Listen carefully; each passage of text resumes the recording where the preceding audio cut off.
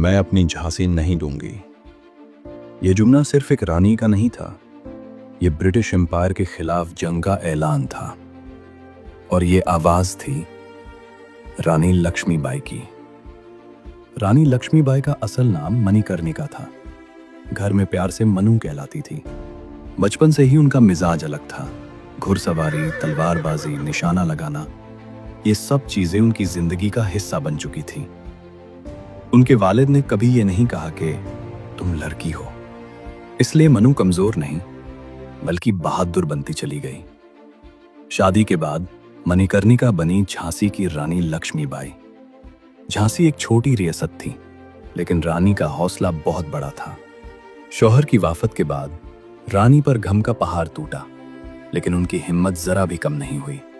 British हुकूमत ने कहा, रानी का कोई असली वारिस नहीं, इसलिए झांसी अब ब्रिटिश राज की है।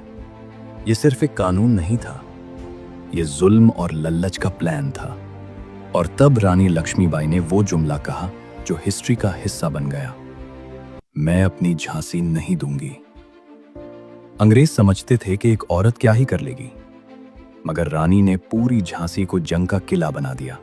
औरतों को ट्रेनिंग दी, जवानों को हथियार पकड़ाए और खुद भी हर दिन प्रैक्टिस की। रानी सिर्फ हुक्म देने वाली नहीं थी, वो खुद जंग की रहनुमा थी। 1857 जब हिंदुस्तान ने अंग्रेजों के खिलाफ बगावत की, रानी लक्ष्मीबाई इस तहरीक का दिल और जान बन गई। घुड़ पर सवार, हाथ में तलवार और आंखों में जज्बा, रानी मैदान जंग में उतर आई। अंग्रेज हैरान थे, क्योंकि उनके सामने एक रानी नहीं, एक सिपाही खड़ी थी। जब अंग्रेजों ने झांसी पर हमला किया, रानी ने हार कबूल नहीं की। अपने छोटे से बेटे को पीठ पर बांधकर वो किले से निकल गई। ये मंजर देखकर अंग्रेज अफसर भी दंग रह गए। बाद में रानी ने ग्वालियर पहुंचकर फिर से फौज इकट्ठी की और जंग जारी रखी। 1858 के मैदान जंग में रानी शदीद जख्मी हो गई, मगर उन्होंने तलवार हाथ से नहीं छोड़ी। आखिरी सांस तक वो लड़ती रही। उनकी शहादत के बाद खुद एक ब्रिटिश अफसर ने कहा, ये औरत नहीं, ये हिंदुस्तान की सबसे बहादुर सिपाही थी। रानी लक्ष्मीबाई इसलिए याद नहीं कि वो सिर्फ एक रानी थी, वो इसलिए याद है क्योंकि उन्होंने दुनिया को दिखाया कि हिम्मत का कोई जेंडर नहीं होता।